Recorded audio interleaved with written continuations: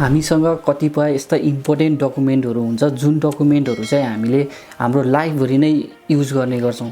जस्तै हामीले सरकारी काम गर्नको लागि होस्, अब त्यस्तै अब हाम्रो अफिसियल कामको लागि होस्, त्यस्तै अब वैदेशिक रोजगारीको लागि होस्, हामीसँग एकदम हाम्रो पर्सनल इन्फर्मेसन भएको डकुमेन्टहरू हामीले चाहिएको अवस्थामा युज गर्नुपर्ने हुन्छ र त्यस्ता डकुमेन्टहरू भएन भने हामीले कुनै पनि काम गर्न सकिँदैन। अहिलेको समयमा धेरै जस्तो डकुमेन्टहरू सबै डिजिटल माध्यमबाट हुने भएकोले त्यस्तो हाम्रो डकुमेन्टहरू चाहिँ प्रायः जस्तो हामीले अब स्टोर गरेर राखेको हुन्छ कम्प्युटरमा अथवा तपाईँको पेन ड्राइभमा अथवा तपाईँले मोबाइलमा पनि स्टोर गरेर राख्ने गर्छौँ।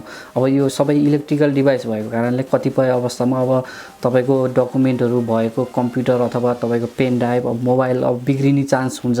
यस्तो बिग्रियो भने अब हाम्रो सबै डकुमेन्टहरू पनि त्यहीसँगै जान्छ र हामीले त्यसलाई रिकभर गर्न एकदम गाह्रो हुन्छ। कतिपय कन्डिसनमा रिकभर गर्नै नसक्ने कन्डिसन पनि हुन्छ। त्यस्तो कन्डिसनमा हाम्रो इम्पोर्टेन्ट डकुमेन्टहरू लस भयो भने तपाईँले फेरि त्यसलाई बनाउँदाखेरि हजुरको टाइम लस हुन्छ। त्यसले गर्दाखेरि हामीले कुनै पनि हाम्रो इम्पोर्टेन्ट डकुमेन्टहरू चाहिँ हामीले क्लाउडमा स्टोर गरेर राख्न सक्छौँ। अहिलेको समयमा डकुमेन्ट डाटाहरू स्टोर गरेर राख्नको लागि सबैभन्दा मोस्ट पपुलर भनेको अब तपाईँको गुगल ड्राइभ छ। अब गुगल ड्राइभमा हामीले यस्ता इम्पोर्टेन्ट डकुमेन्टहरू सेभ गरेर राख्यो भने तपाईँले आफ्नो मोबाइल फोन अथवा तपाईँको कम्प्युटरमा सजिलैसँग एक्सेस गरेर जुनसुकै ठाउँमा संसारको जुनसुकै ठाउँमा पनि तपाईँले सजिलैसँग युज गर्न सक्नुहुन्छ। हजुर आजको यस भिडियोमा म हजुरहरूलाई हामीले मोबाइल फोनको थ्रुबाटै गुगल ड्राइभमा हाम्रो इम्पोर्टेन्ट डकुमेन्टहरू कसरी सेभ गर्ने, त्यसलाई अब हामीले कसरी सेयर गर्ने, त्यसलाई अब हामीले कसरी प्रिन्ट गर्ने, त्यो सबै डिटेलमा भन्न गइरहेको छु। त्यसको लागि चाहिँ हजुरहरू भिडियोको अन्तिमसम्म रहनु होला। नमस्ते, म योगेश, तपाईँहरूलाई स्वागत छ मेरो युट्युब च्यानल एभ्रिथिङ टेकमा। मेरो युट्युब च्यानल एभ्रिथिङ टेकमा यदि तपाईँ नयाँ हुनुहुन्छ भने प्लिज सब्सक्राइब गर्न नभुल्नु होला, नजिकमा भएको बेल आइकन पनि प्रेस गर्न नभुल्नु भन्दै आउनुहोस् आजको भिडियो सुरु गरौँ।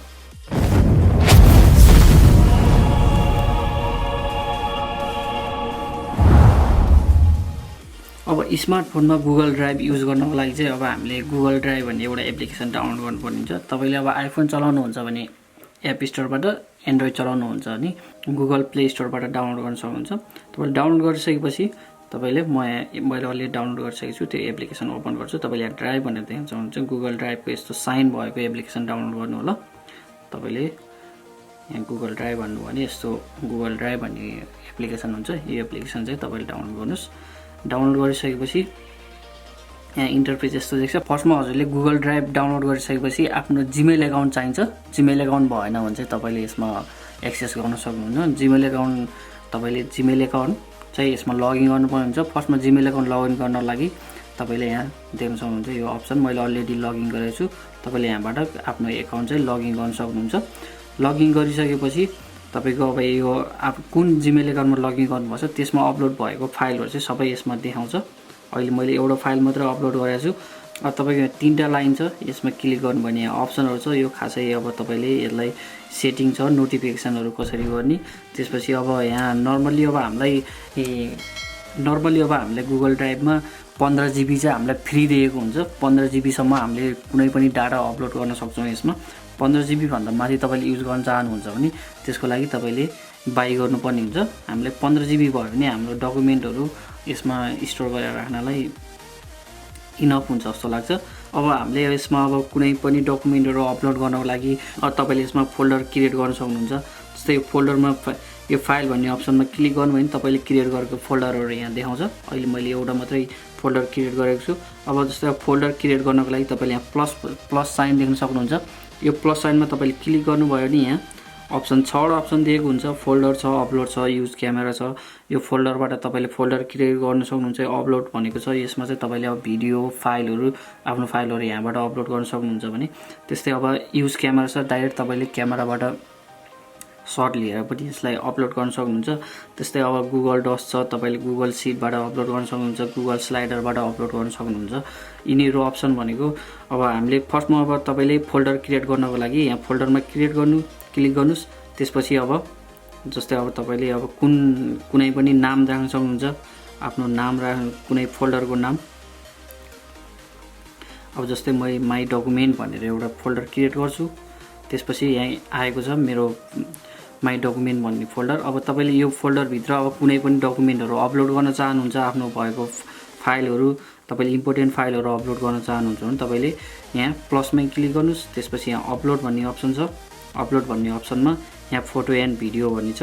यो फोटो एन्ड भिडियोजमा तपाईँले क्लिक गर्नु भने आफ्नो ग्यालरीमा भएको तपाईँको भिडियोजहरू फोटोहरू चाहिँ यहाँबाट अपलोड गर्न सक्नुहुन्छ भने त्यसै तपाईँले अब यहाँ ब्राउजरबाट पनि अपलोड गर्न सक्नुहुन्छ। जस्तै अब म यो फोटो एन्ड भिडियोजमा क्लिक गर्छु, त्यसपछि मेरो यहाँ ग्यालरीमा भएको फोटो एन्ड भिडियोहरू यसमा आउँछ। अब मेरो डकुमेन्टहरू अब आफूले चाहिएको डकुमेन्टहरू पनि यहाँबाट राख्न सक्छु मैले, कुनै पनि फाइलहरू होइन, त्यो चाहिँ अब हामीले यहाँबाट राख्न सकिन्छ। अब जस्तै मैले एज अ डकुमेन्टको हिसाबले अब म चाहिँ यसमा यहाँ एउटा कुनै एउटा पिक्चर अपलोड गर्छु। अब मेरो पिक्चर अपलोड भएको छ। यसलाई अब तपाईँले यसलाई अब रिमुभ गर्ने, यसलाई डिलिट गर्ने, यसलाई सेयर गर्नेहरू चाहिँ तपाईँ यहाँ तीनटा अप्सन तीनटा डट भएको अप्सन छ। यो तीनटा डटमा क्लिक गर्नुभयो भने तपाईँले यहाँ धेरै अप्सनहरू दिएको हुन्छ। तपाईँले सेयर गर्न सक्नुहुन्छ यसलाई।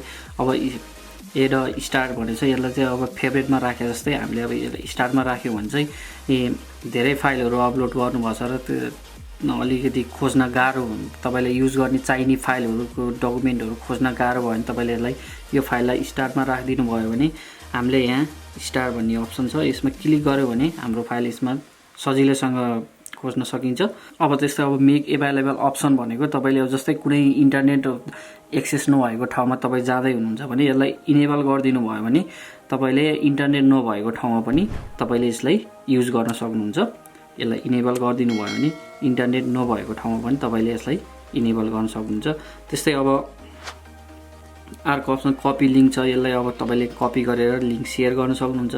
सेन्ड कपी भनेको छ, अब तपाईँले यसलाई सेन्ड गर्न सक्नुहुन्छ। यसलाई सेन्डमा क्लिक गर्नुभयो भने तपाईँको यहाँ अप्सन आउँछ, तपाईँ डाइरेक्ट कसलाई सेन्ड गर्ने, फेसबुक, तपाईँले जुनसुकै प्लेटफर्ममा पनि तपाईँले यसलाई सेयर गर्न सक्नुहुन्छ।